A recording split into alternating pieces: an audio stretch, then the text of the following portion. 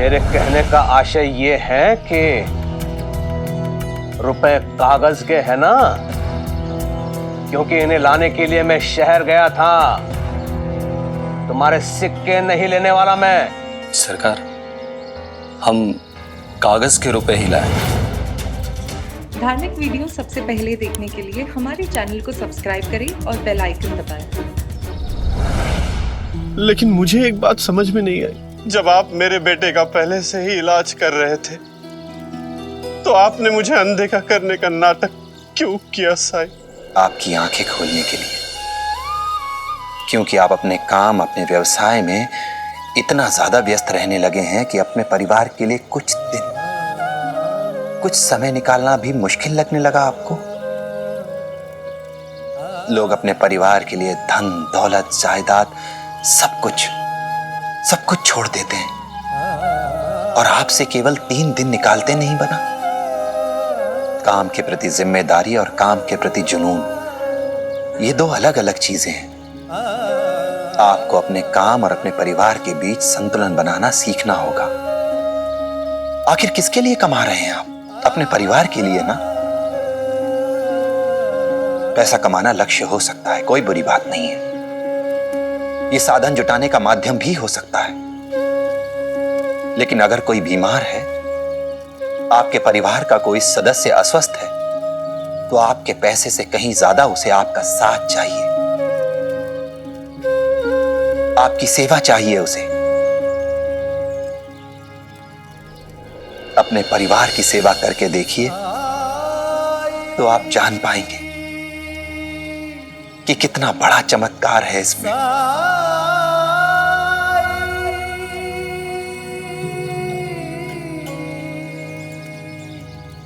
साईं आपके विषय में जो भी कह रहे हैं बिल्कुल उचित कह रहे हैं। आप जानते हैं, पिछले 2 वर्षों में आपने हमारे साथ घर पर केवल 17 बार भोजन किया है। दिन गिनकर रखी हूं मैं। और इस बार तो दिवाली पर भी आप देर रात तक काम करते रहे। आप जानते हैं, हर रात आपके बेटे का आखिरी वाक्य क्या होता है? यही कि बाबा कब आएंगे।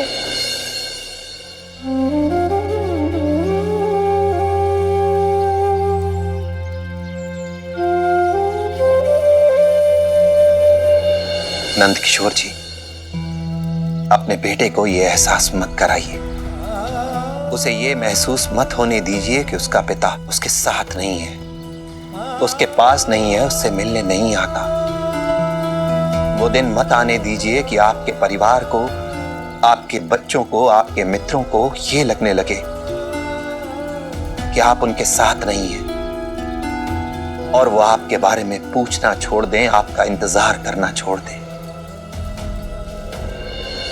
हाँ, ये सच है कि अपने बच्चों को पैसे का महत्व सिखाइए, लेकिन उससे ज्यादा समाज और रिश्तों का आदर करना सिखाइए, एक अच्छा उदाहरण बनकर। आपने मेरी आंखें खोल दी साईं। मैं बहुत बड़ी भूल कर रहा था। आप घबराइए मत, मैं आपके पैसे दे दूंगा।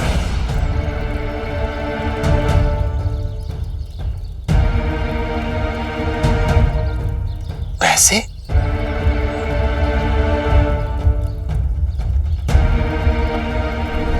श्यामा, तुम ऐसा कैसे सोच सकते हो कि तुम किसी की सिफारिश कर सकते हो? क्या इतने सालों में भी तुमने कुछ नहीं सीखा? क्या तुम जानते भी हो जो तुम कर रहे हो उसे क्या कहते हैं? रिश्वत। रिश्वत कहते हैं उसे।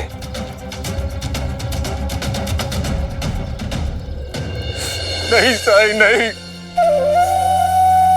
मुझे माफ कर दीजिए। मुझसे बहुत बड़ी गलती हो गई साईं, बहुत बड़ी गलती हो गई।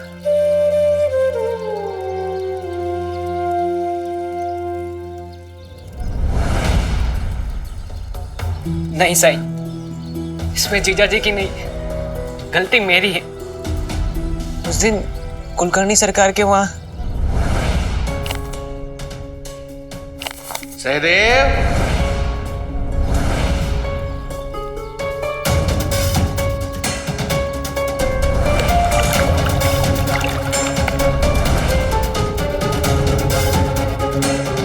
3 दिन के अंदर तुम्हें मेरे पैसे लौटाने होंगे और वो भी पूरे के पूरे। यदि निर्धारित अवधि में तुम पैसे नहीं लौटा पाए तो मैं तुम्हारी एक एक वस्तु को नीलाम करवा दूंगा और पुलिस को बुला के तुम्हारे पत्नी के भाई को नहीं, तुम्हें उनके हवाले करूंगा।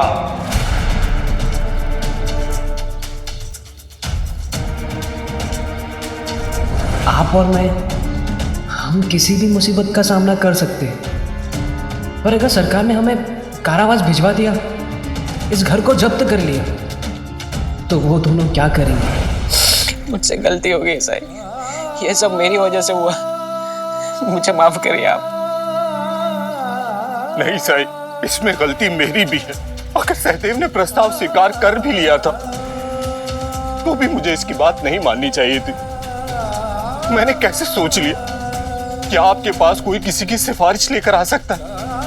मैं बहक गया था साईं, अपनी परेशानियों में अपना विवेक खो बैठा था मैं। लेकिन साईं, मैं अपने लिए चिंतित नहीं था, मैं उद्धव और पामा के लिए चिंतित था। बस उसे एक पल मुझे समझ ही नहीं आया कि मैं क्या करूं, और मुझसे इतनी बड़ी भूल हो गई साईं। कुछ माफ कर दीजिए, क्षमा कर दीजिए साईं, क्षमा कर दीजिए।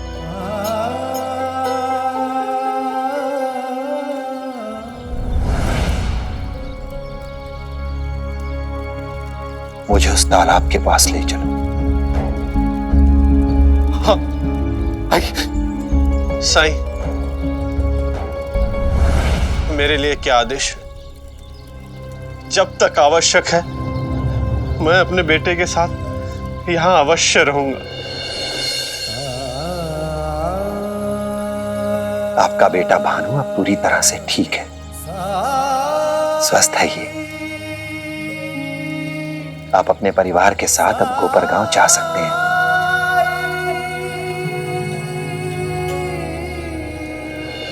चलो।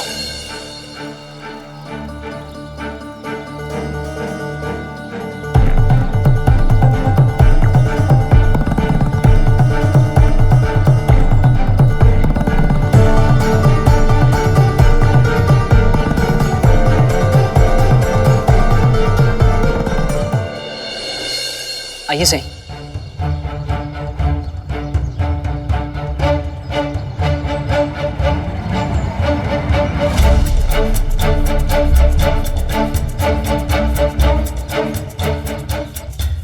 साई, बच्चों ने यहीं पे नाव चलाई थी, मतलब सारे रुपए यहीं पे डूबे हुए हैं। अब उन्हें वापस लाना संभव नहीं है साई।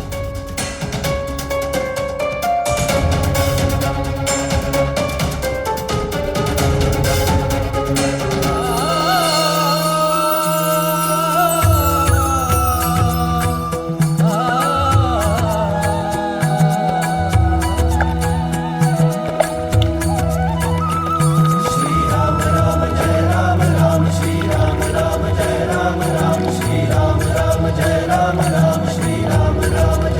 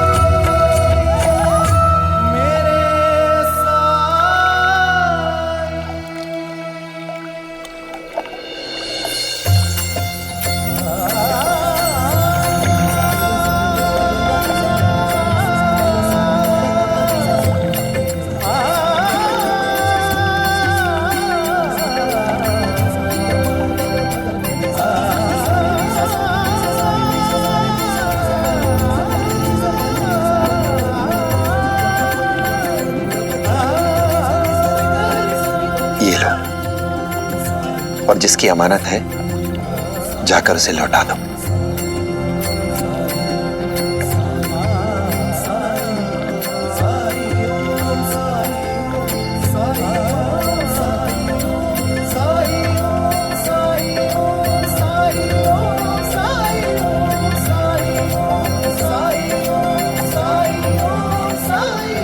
शुक्रिया साईं। राम जी भला करे। आज सुबह साईं ने मुझसे कहा कि मैं यहाँ खड़ा रहूं तो मेरी पत्नी का हार मुझे सरकार से वापस मिल जाएगा, लेकिन यहाँ खड़ा रहने से हार कैसे मिलेगा? ये कैसे संभव है? मेरी तो कुछ समझ में नहीं आ रहा।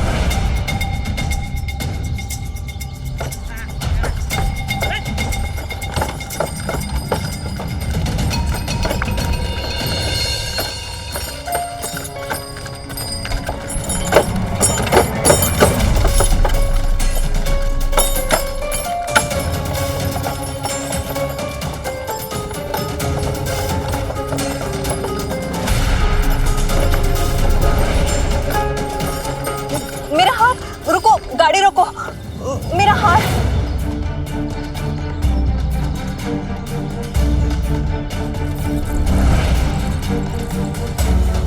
देखिए मेरा हार। मेरी पत्नी का हार। दीजिए, ये मेरी पत्नी का हार है। ये मेरा है? क्या? हाँ, मेरी पत्नी का हार है। ये आपका कैसे हो सकता है? इसे मैंने खरीदा है। देखिए, शायद आपको कोई धोखा हुआ है। दीजिए। नहीं नहीं, आप मेरा यकीन कीजिए, ये हार मेरा है। ये हार मेरी स्वर्गीय पत्नी की आखिरी निशानी है। मैं इसे पहचानने में कोई धोखा नहीं खा सकता हूँ। देखिए, इस हार पर मेरा नाम भी अंकित है। मैंने कुलकर्णी सरकार के पास इसे गिरवी रखा था, लेकिन जब छुड़ाने गया तो उन्होंने साफ इनकार कर दिया कि ऐसा कोई हार था ही नहीं। आप मेरी बात का विश्वास कीजिए, मैं सच बोल रहा हूँ। ये हार तो मुझे कुलकर्णी सरकार के नुमाइंदे ने ही बेचा था। मुझे पता है कि आगे क्या करना है। लाइए, यह हार मुझे दीजिए और चलिए मेरे साथ। आप यही रुकिए, मैं अभी आता हूँ। जी। चलिए। अगर तुम लोग यहाँ पर और समय मांगने के लिए आए हो तो जिस गति से आए हो उसकी दुगनी गति से यहाँ से चले जाओ। 2 दिन का समय है तुम लोगों को पैसा लौटाने के लिए। अतिरिक्त समय नहीं मिलेगा, एक क्षण भी नहीं। जाओ यहां से।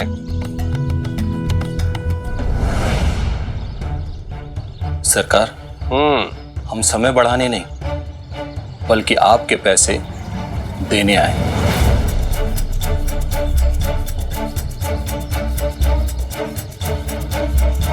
पूरे 1000 रुपए लाए हो? जी, पूरे 1000 रुपए। यह कैसे संभव है? इतने पैसे ये लाया कहां से? किसने दिए होंगे इन्हें?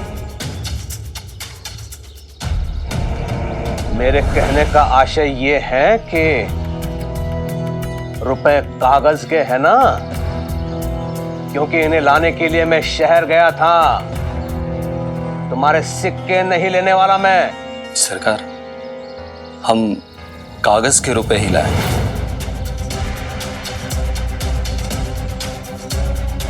सदे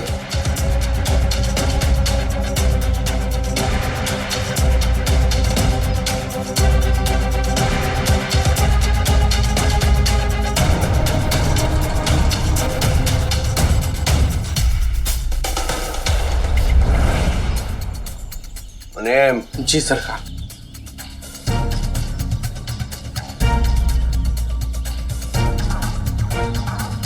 गिनो।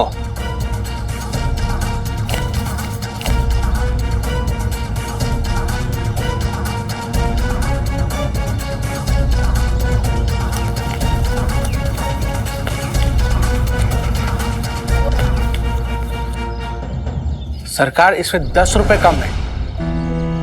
लगता है तुम दोनों की स्मरण शक्ति क्षीण हो गई है। मुझे पूरे 1000 रुपए चाहिए। 10 रुपए कम है इसमें। सरकार, वो तो आप ही के पास है ना, जो आपने गोविंदा से ली थी।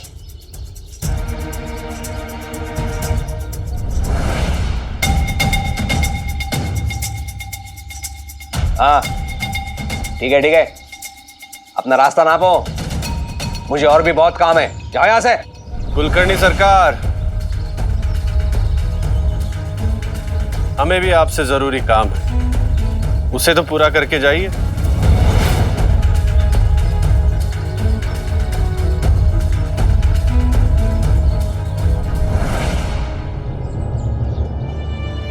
अरे आप यहां? सरकार, आपके एक आदमी ने ये हार बेचा था मुझे, ये कहकर कि वो हार आपका है, जबकि वो हार आपका नहीं था। और ये आदमी उस हार को देखकर ये दावा कर रहा है कि वो हार इसका है। असंभव, दिखाइए तो।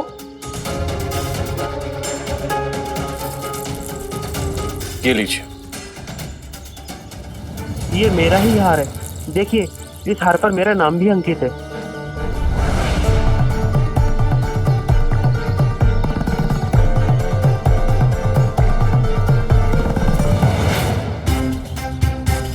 हरिओम हरिओम, आप सच कह रहे हैं। जरूर मुझसे कोई भूल हो गई है, चूक हो गई है।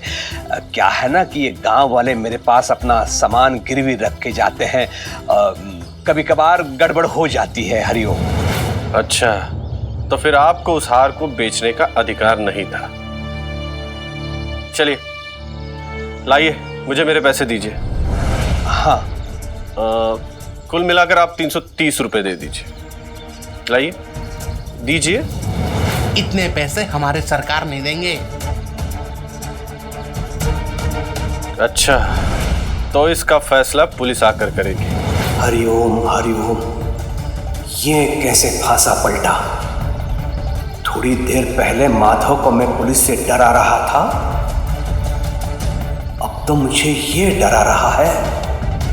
इस चक्रव्यूह से बाहर निकलने का कोई ना कोई तो रास्ता मुझे ढूंढना ही होगा। अरे जाइए जाइए, हमारे सरकार किसी से नहीं डरते। थोर्ट, अपनी चूक छुपाने के लिए ये तर्क दे रहा है, तू विवाद कर रहा है।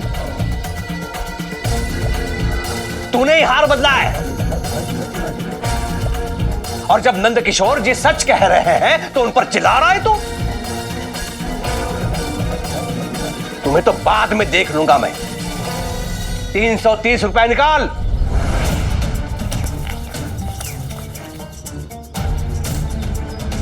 कथा कहीं का। लीजिए, ऐसे लीजिए। क्या है ना कि इस मुनीम की वजह से यह सब हुआ। दरअसल मुझे इस पर अंधविश्वास नहीं करना चाहिए था। लीजिए।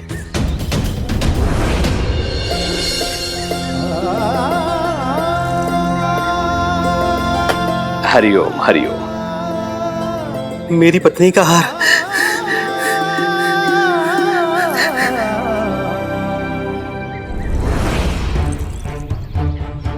ये लीजिए, जो आपने मुझे मेरा हार कहकर दिया था।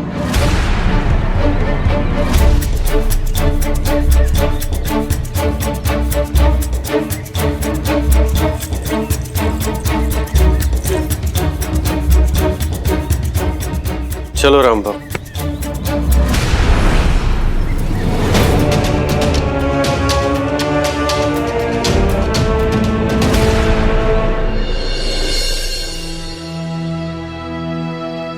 मेरी मदद करने के लिए आपका शुक्रिया नंद किशोर जी। रामबाबू, ये पैसे रख लीजिए, रख लीजिए। कुलकर्णी सरकार के सामने मुझे अपने पुराने रूप में इसलिए लौटना पड़ा क्योंकि बिना सख्ती के वो ना तो ये हार देते और ना ही ये रुपए। और ये मैंने अपने लिए नहीं वसूला, क्योंकि उन्होंने जरूरत से ज्यादा तुमसे राशि ब्याज के तौर पे ली थी और मानसिक रूप से प्रताड़ित भी किया। इसे अपना मुआवजा समझ के रख लो। और जाओ अपनी बेटी की शादी धूमधाम से करो। मैं आपके एहसान तले दब गया हूँ नंद किशोर जी। आप मेरे लिए देवता बनकर आए हैं। देवता मैं नहीं, साईं है। एहसान है उनका, क्योंकि उन्होंने ही मुझे सही मार्ग दिखाया। साईं, आज ही सुबह यहाँ पहुंचा हूँ। मेरे जाने के बाद जो कुछ भी यहाँ हुआ, दामाद जी ने मुझे सब बताया। अजीब बात है साईं, पिता हूं, फिर भी अपने बेटे की तकलीफों को कभी नहीं समझ सका। हमेशा इसे गलत समझता रहा। यहां तक कि ये बंद कमरे में सालों घुटता रहा, तड़पता रहा, और मैं इसकी परेशानियों को समझने की बजाय इसे उल्टा सीधा बोलता रहा। साईं, मुझे लगता है कि कहीं ना कहीं मैं दोषी हूं। यदि इतना सख्त स्वभाव का व्यक्ति मैं ना होता तो मेरा बेटा सहदेव अपनी समस्याओं के बारे में मुझे बताता, उसे छुपाता नहीं। हाँ साईं, मैं दोषी हूं। अगर माता पिता अपने बच्चों से सख्ती से पेश आते हैं तो इसका मतलब ये नहीं कि बच्चे गलत राह पर चलने लगे। अपनी परेशानी के बारे में उन्हें अपने माता पिता से खुलकर बात करनी चाहिए। बीती ताही बिसार दे आगे की सुधले।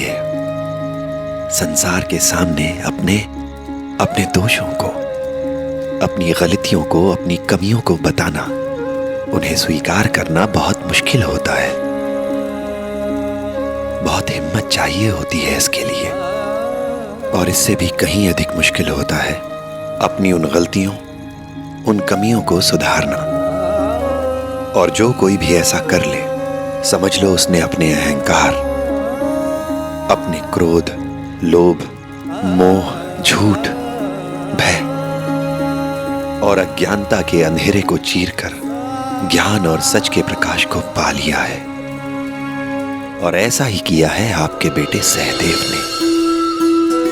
आपको गर्व होना चाहिए इस पर, आपको खुशी होनी चाहिए कि आपको ऐसा बेटा प्राप्त हुआ है जिसमें संसार के सामने अपनी कमियों, अपनी गलतियों को स्वीकार करने की हिम्मत है,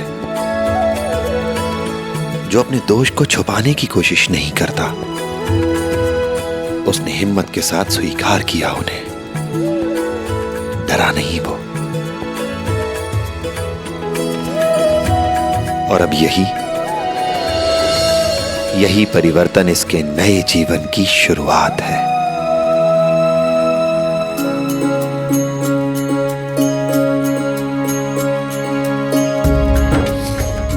साईं, बहुत बहुत शुक्रिया।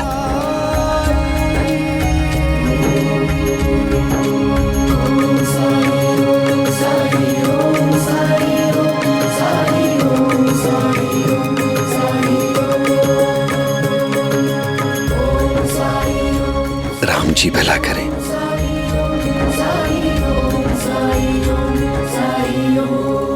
अच्छा साईं, अब हम चलते हैं, आज्ञा दीजिए। चलो बेटा, घर चलते हैं। चलो।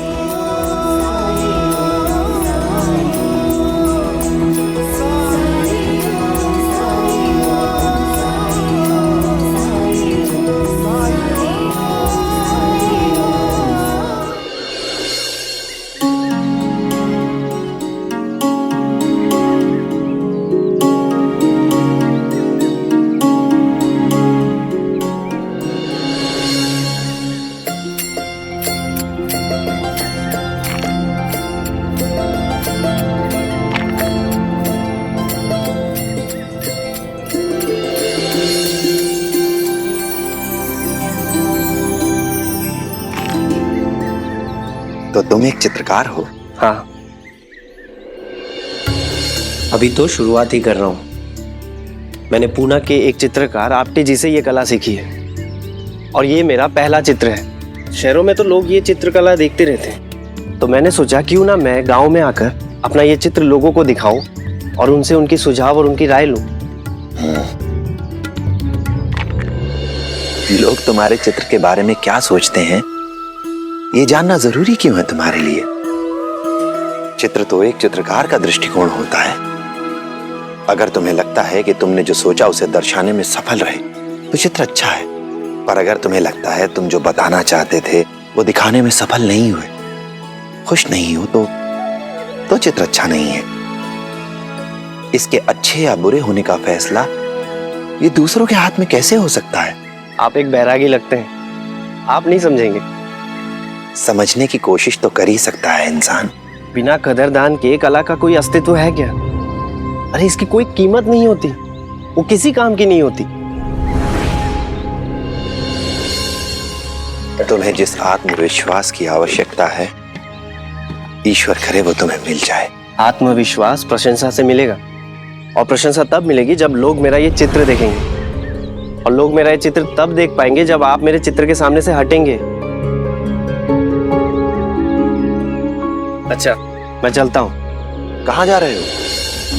मुझे लगता है कि मुंह पर ना तो कोई सच्ची निंदा कर सकता है और ना ही कोई सच्ची तारीफ। यही कारण है कि मैं पेड़ के पीछे छिप के देखता हूँ कि लोग मेरे चित्र के बारे में क्या सोचते हैं।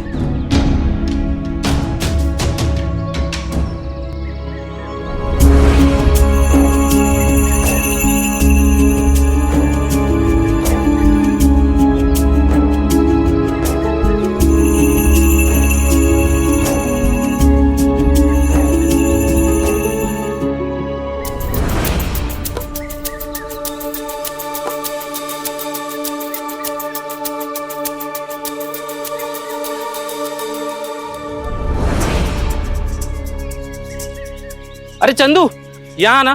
हाँ अभी आया।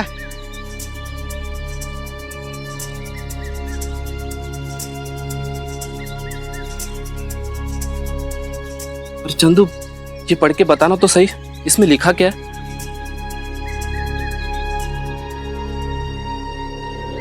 इसमें लिखा है, मैं चित्रकारी में नया हूँ, अपनी कला को बेहतर बनाने की कोशिश कर रहा हूँ।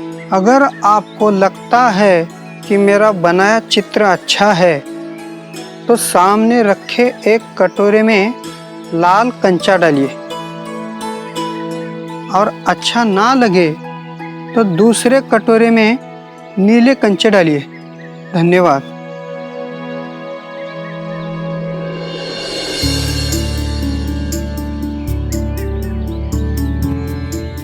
बुराई करने जैसा तो इसमें कुछ भी नहीं, मुझे अच्छी लगी।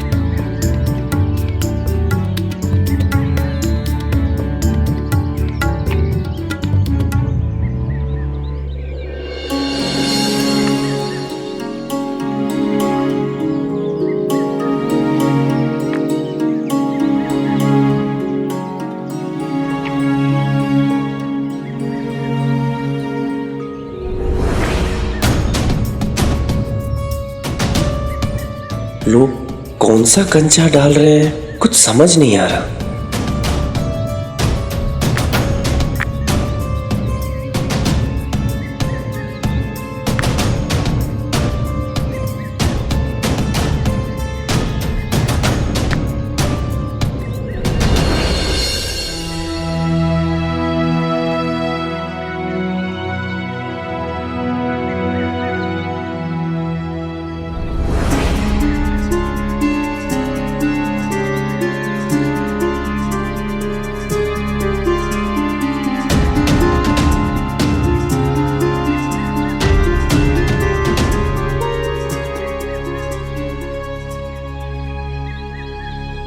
किस बात से दुखी हो?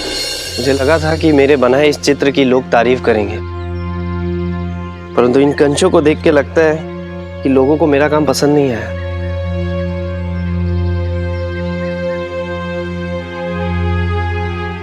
मेरे आत्मविश्वास को बहुत गहरी चोट पहुंची। तुम्हें जो करना था वो कर चुके तुम, अब वो करो जो मैं कहता हूं। इस पर एक नया संदेश लिखो। लिखो कि जिन लोगों को भी लगता है कि चित्र में कोई कमी है वो उस कमी को सुधार कर तुम्हारी मदद करे। लेकिन इससे क्या होगा?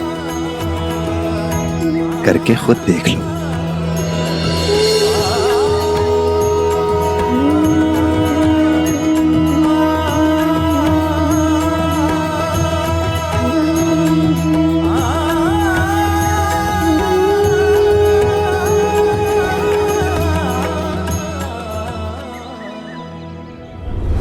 इस माँ की कमाई मात्र 660 रुपए और 8 आना है।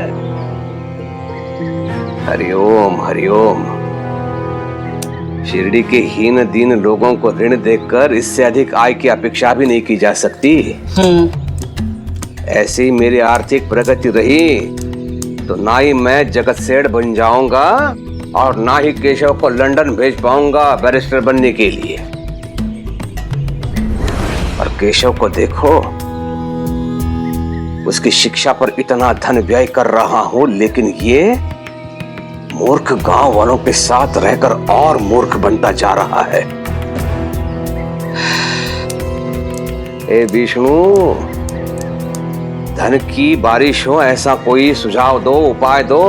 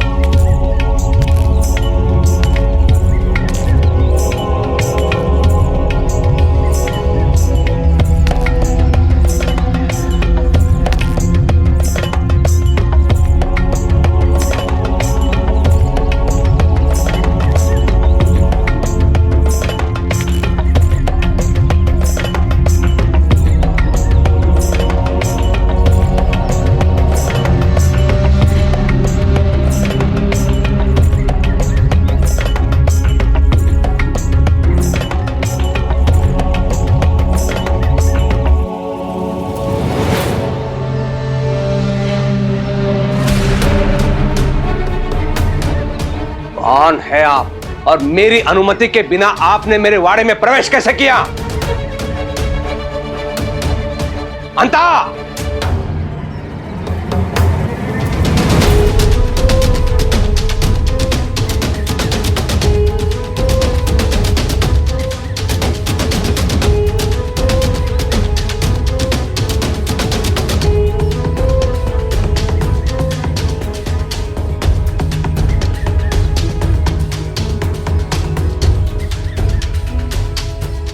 कौए,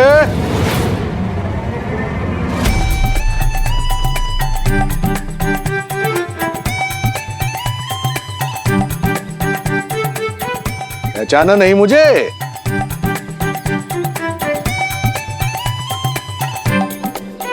कौए? अरे श्याम बंदर!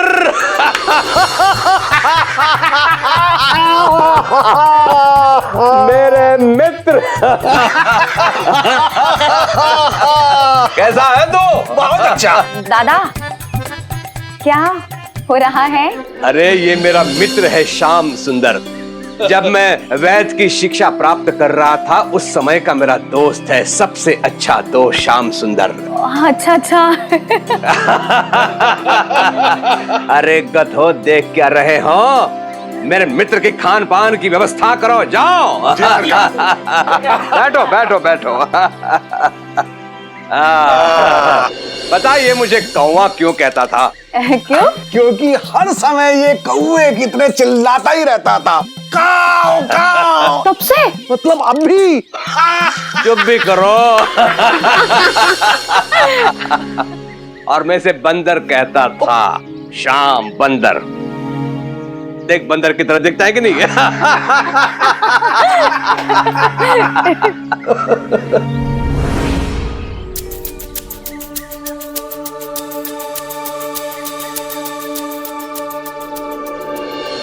श्याम सुंदर, बड़ी प्रसन्नता हुई तुझसे मिलकर। हाँ, मुझे भी।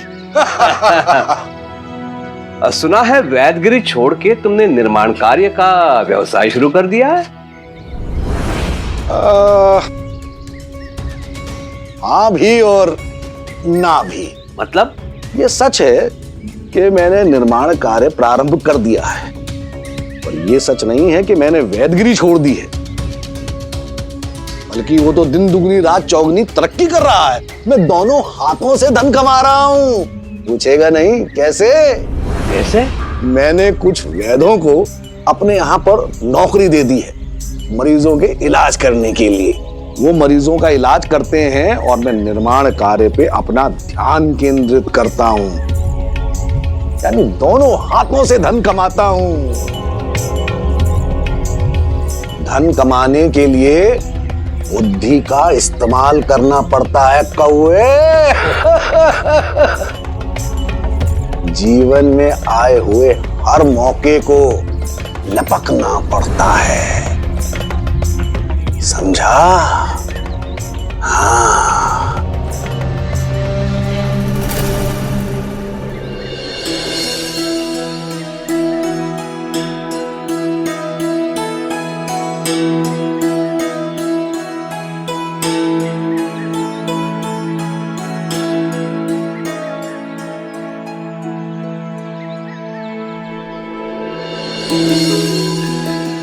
अरे खंडू बहू, इसमें क्या लिखा है? इसमें लिखा है, जिससे भी लगता है कि इस चित्र में कोई कमी है वो उसे ठीक करके मेरी मदद करे। धन्यवाद।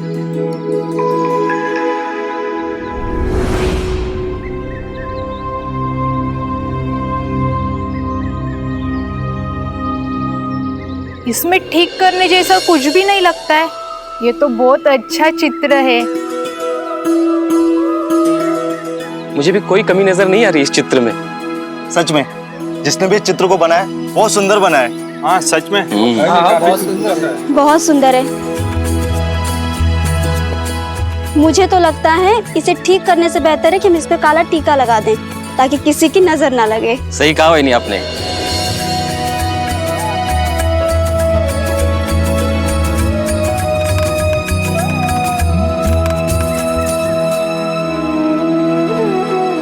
सिर्फ शब्दों से लोगों का नजरिया इतना कैसे बदल गया, जबकि चित्र तो वही है।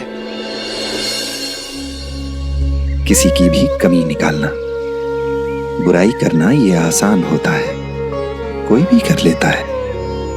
लेकिन किसी की गलती सुधारने का काम, ये थोड़ा मुश्किल है, इसलिए कोई भी नहीं करना चाहता। पर यही सच है हमारे समाज का। बुराई, आलोचना ये सब कर लेते हैं, लेकिन अगर उनसे कहा जाए कि जिसकी बुराई कर रहे हो उसकी जगह आकर बदलाव का रास्ता दिखाओ, तो कोई भी नहीं आना चाहेगा।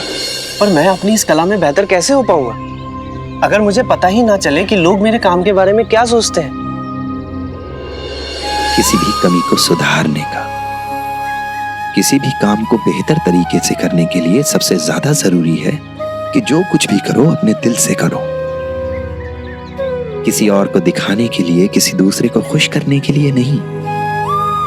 सबसे पहले अपने आप को खुश करो, क्योंकि अगर तुम खुश होगे तो बाकी लोग भी खुश हो जाएंगे। अगर कोई काम तुम्हें अच्छा लगेगा तो बाकी लोगों को भी अच्छा लगेगा। हाँ, हो सकता है कि कुछ लोग तुम्हारे काम को नापसंद करें, तुम्हारी बुराई करें, आलोचना करें। कुछ लोग सुझाव भी देंगे। जिस किसी से भी सीख सकते हो सीखो, अपने मन को खुला रखो। अगर सुझाव चाहते हो तो अच्छे और बुरे दोनों तरह के सुझाव के लिए तैयार रहो। अभ्यास करना कभी मत छोड़ो, क्योंकि अभ्यास से ही सफलता संभव है। गलतियों से डरो नहीं, क्योंकि गलतियां ही हमें सिखाती हैं कि सही क्या है। और हाँ, सबसे महत्वपूर्ण बात, अपने आत्मविश्वास की ऊर्जा किसी और को मत बनने दो। ईश्वर ने तुम्हें हुनर दिया है, इस हुनर की इज्जत करो। आप बिल्कुल ठीक कह रहे हैं। मैं दूसरों की वाहवाही से अपना मूल्य लगाना चाह रहा था, परंतु अब नहीं। अब मैं अभ्यास करूंगा। शुक्र है कि मैं आपसे मिल सका। आपने मेरी दिशा ही बदल दी। दिशा नहीं बदली है, सही दिशा दिखाई है। बदलना तो तुम्हारे हाथ में है। धन्यवाद। राम जी भला करें।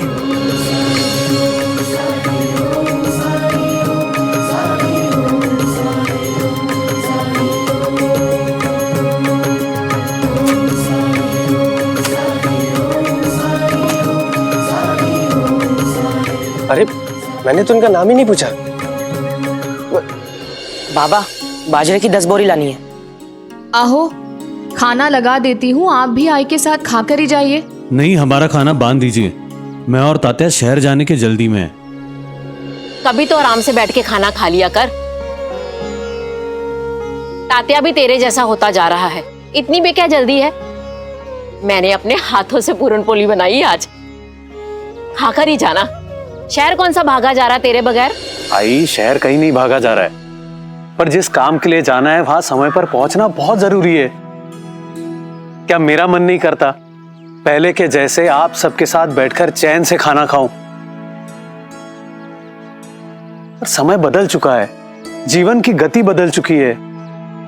तो फिर आपका खाना लगा दूं आई? नहीं, तेरे साथ खा लूंगी। आई, मुझे देर होगी, बहुत काम बाकी है और सारा काम निपटाने के बाद ही खाऊंगी मैं। लेकिन आपको तो ज्यादा देर तक भूखा नहीं रहना है ना, आप खा लीजिए। रहने दे, जब मुझे भूख लगेगी मांग लूंगी। ठीक है।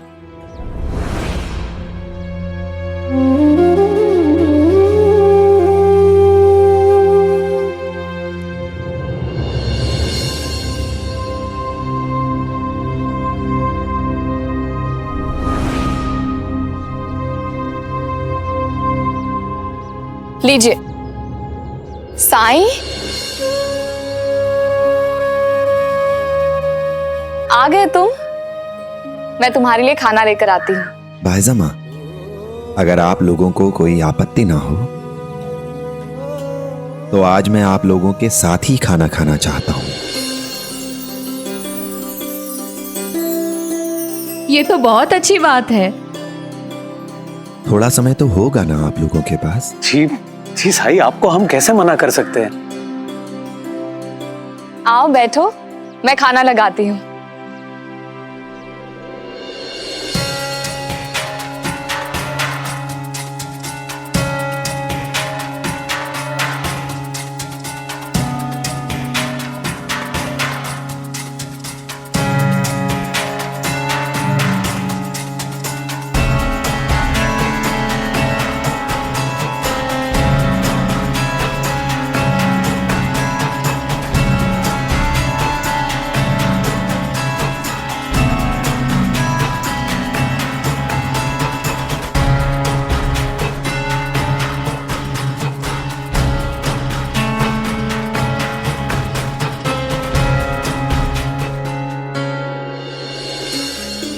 अरे टापी, क्या हो गया? चलो। मुझसे और नहीं चला जाएगा। बाबा के साथ जाने में ना यही एक परेशानी है, खुद तो पैदल चलते हैं और हमें भी चलाते हैं। अरे हम बैलगाड़ी से घर तक जा सकते थे ना, लेकिन नहीं, मना कर दिया गाड़ी वाले को, छोड़ दो बाहर। और कहने लगे पैदल चलने से अच्छा स्वास्थ्य होता है। अरे मुझे तो लगता है कि उन्हें ठीक से रास्ता भी याद नहीं है। बस हुआ, थक गई मैं, अब और नहीं चल सकती। थकना मुझे चाहिए और थक ये लोग गए हैं। बच्चों की तरह क्यों कर रही हो रेणुका? वैसे भी शिरडी पहुंच ही गए, थोड़ी दूर और चलना है बस। चलो, मैं ले लेता हूं तुम्हारा सामान। दो, चलो।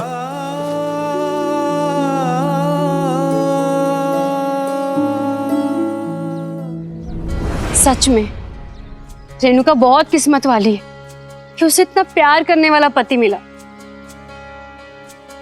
और एक आप है, कुछ सीखिए अपने भाई से कि कैसे अपनी पत्नी का ख्याल रखते हैं। ख्याल नहीं रखता तो ये हालत है, ख्याल रखता तो पता नहीं कैसी होती। मैं लेता हूं ना तुम्हारा सामान, लाओ मुझे दो ना। अब तो चलो, चलो चलो आ जाओ आ जाओ।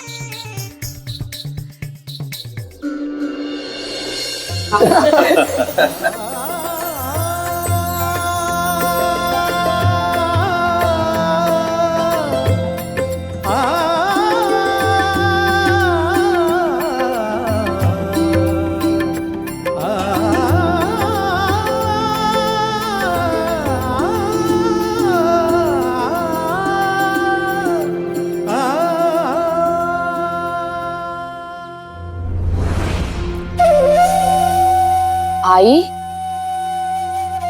क्या हुआ?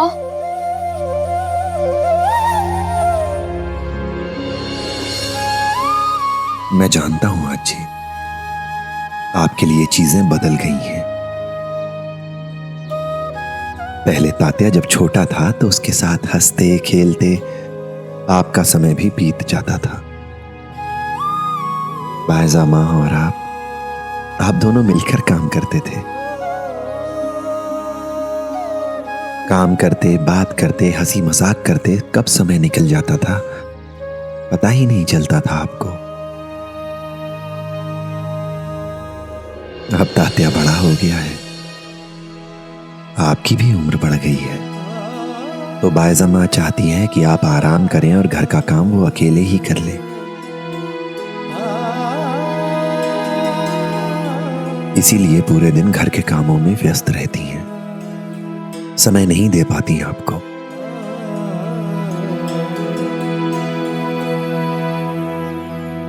अप्पा और तात्या भी अपने अपने कामों में लगे रहते हैं। अब किसी के पास समय नहीं है आपके पास बैठने का, बात करने का। बहुत अकेला महसूस करती है ना आप?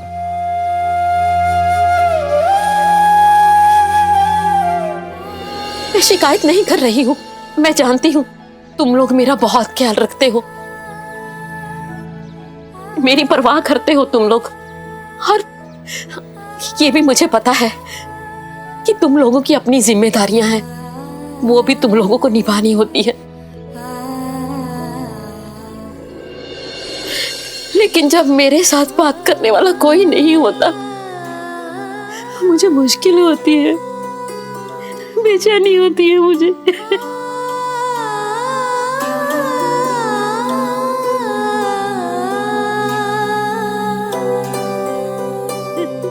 ये लीजिए।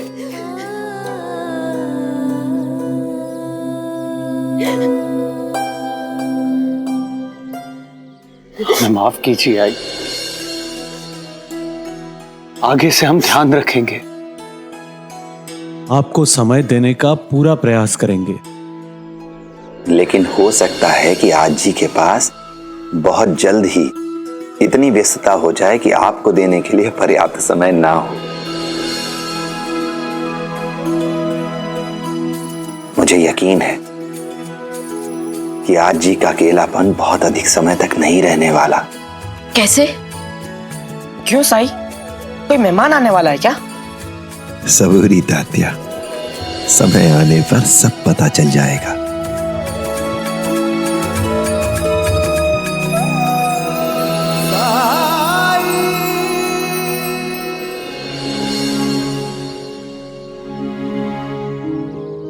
फरसान,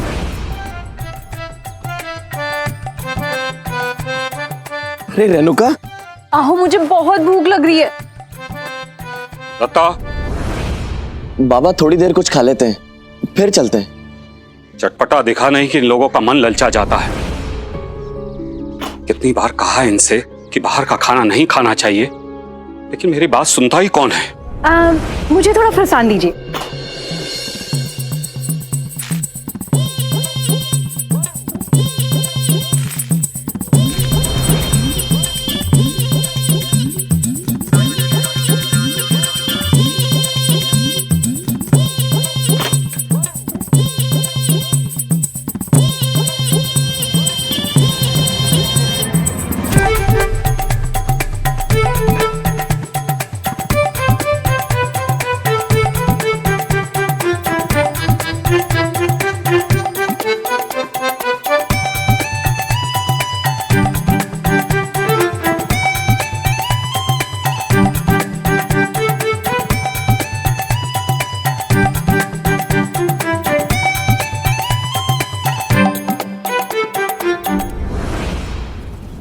अच्छा हाजी, चलता हूं।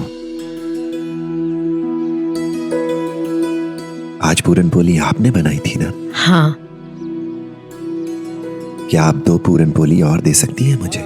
हाँ हाँ, क्यों नहीं।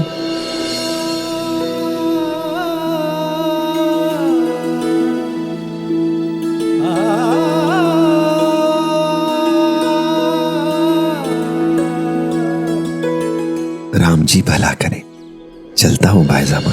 में साई के क्या है कौन जान पाए।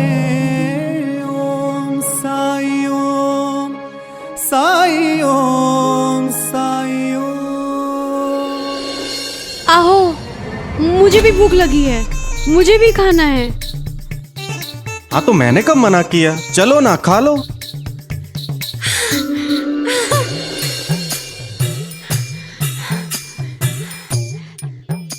ये सिंगदाना, चना, फरसान, नमकीन, कुरमुरा सब दे दो।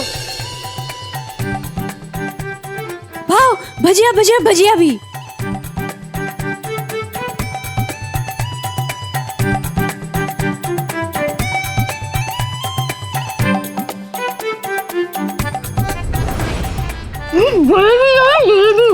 जलेबी भी दे दो।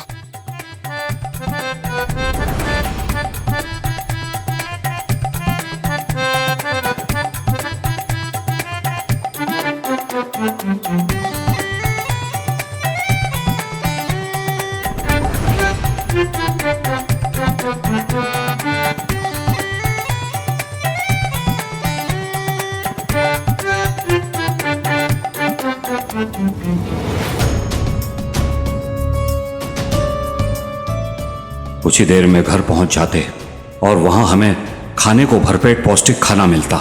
बाहर खाने का मतलब पैसा और स्वास्थ्य दोनों की बर्बादी। आजकल के लोग कहना समझते कहां हैं।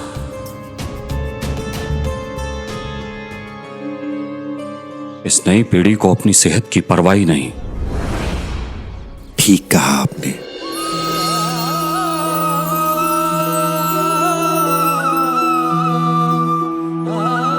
फिर भी कभी कभी दिल जो कहे वो कर लेने में कोई बुराई नहीं है। आप कुछ नहीं खाएंगे? नहीं, मैं बाहर का नहीं खाता।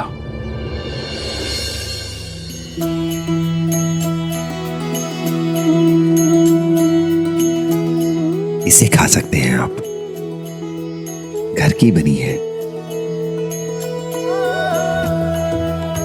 किसी बहुत खास ने बनाई है। उम्मीद है आपको पसंद आएगी। नहीं, ये आपकी है, इसीलिए तो दे रहा हूं। खा लीजिए, किसी ने बहुत प्यार से बनाई है, ले लीजिए।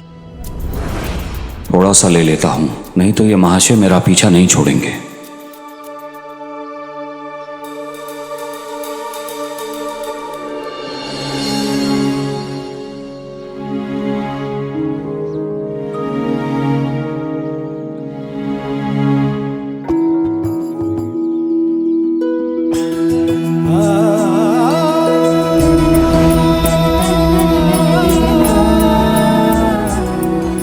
एक और पूरन पोली देना छुटकी। दादा बस भी कीजिए, 8 खा चुके हैं। क्या हुआ, आज आपको अपने खुराक और स्वास्थ्य की चिंता नहीं है? अरे तेरे हाथ की पूरन पोली खाने के बाद मेरा खुद पर वश ही नहीं रहता। और वैसे भी कभी कभी दिल जो करे वो करने में कोई बुराई नहीं है।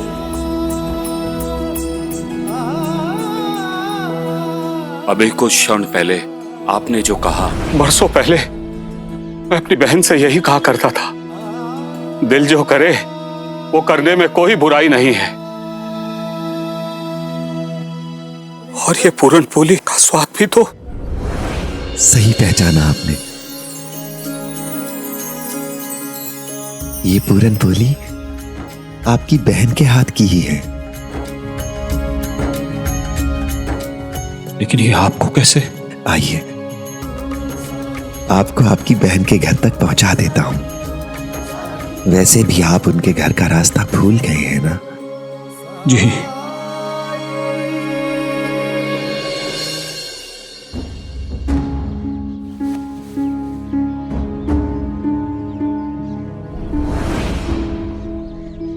वाह श्याम बंदर, तेरा रुमाल भी यहाँ के लोगों के पहनने वाले कपड़े से अधिक महंगा है।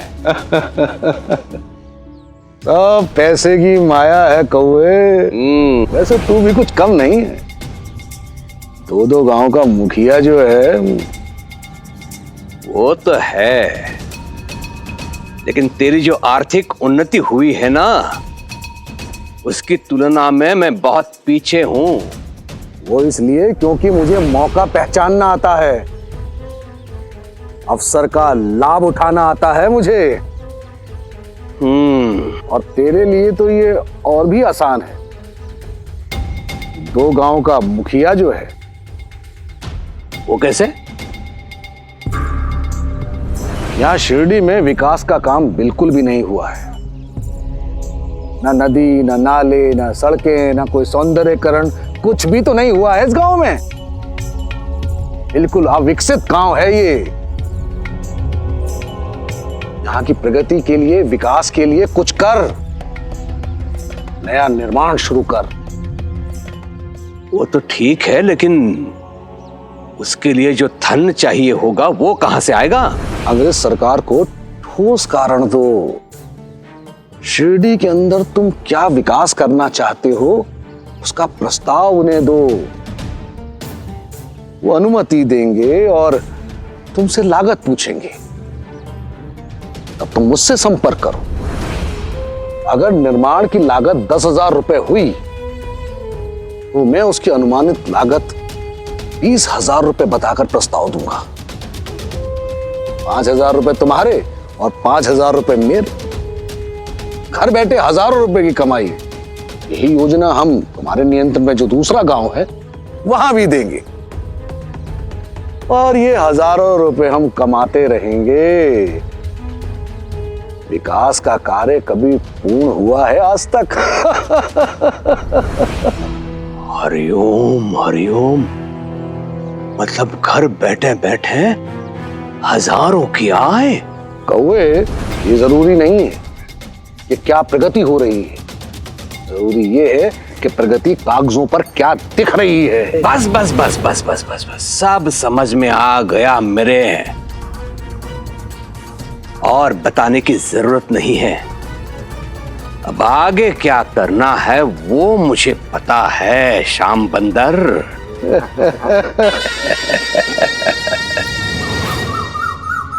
क्या सचमुच हमारे घर में कोई आने वाला है? आज जी देखिए तो कौन मिलने आए हैं आपसे। कौन है?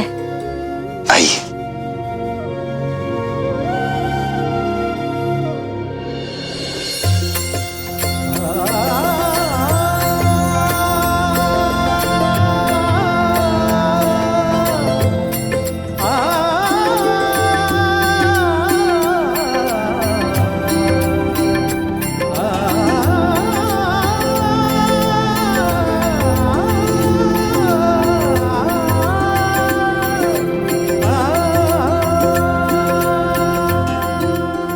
सुदामा,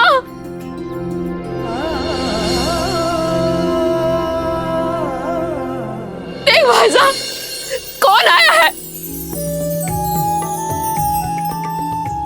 मेरा भाई आया है, मेरा सुदामा आया है, वो भी अपने परिवार के साथ। खुश रहो।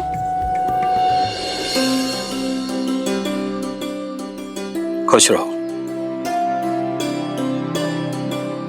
क्या सुदामा, ना पत्र ना संदेश, अचानक सब ठीक तो है ना? हाँ ताई, सब ठीक है। खबर करता, लेकिन मैंने सोचा यहां आकर आपको चकित कर दूंगा।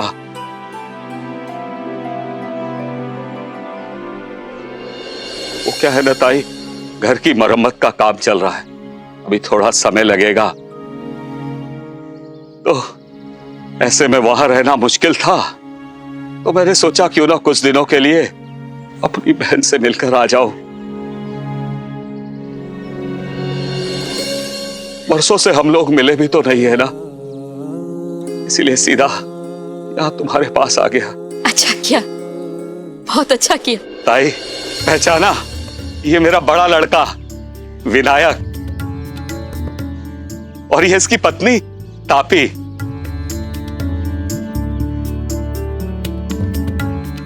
और ये मेरा छोटा लड़का दत्तात्रेय और ये इसकी पत्नी रेणुका। तुम लोग खड़े खड़े मुंह क्या देख रहे हो? आत्या के पैर छूकर आशीर्वाद लो।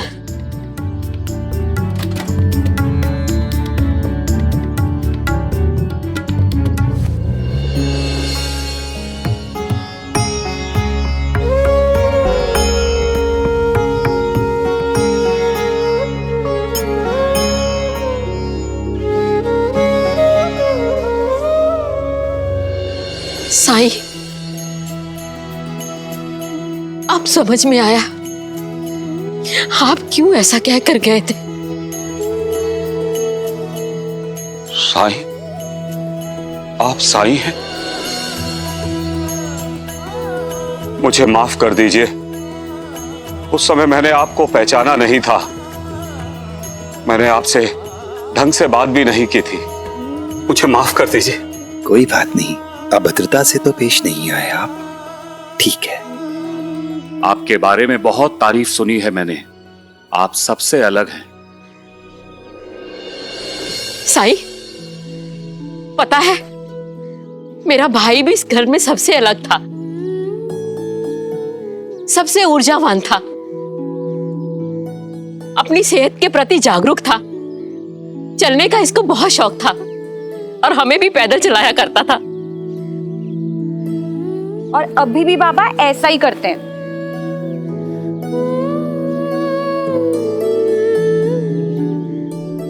ये तो बहुत अच्छी बात है कि आप अपने स्वास्थ्य के लिए इतने जागरूक हैं। तभी तो इस उम्र में भी इतने स्वस्थ, इतने तंदुरुस्त हैं आप। आज ही आए हैं, थके हुए भी हैं। कभी कभी शरीर को आराम देना अच्छा होता है, जरूरी होता है। मुझे पता है रात में खाना खाने के बाद आपको टहलने जाने की आदत है। अगर आज रात आप ना जाएं तो भी कोई खास फर्क नहीं पड़ेगा। मेरी सलाह है आज आप आराम करें, घर से बाहर कहीं भी ना जाएं।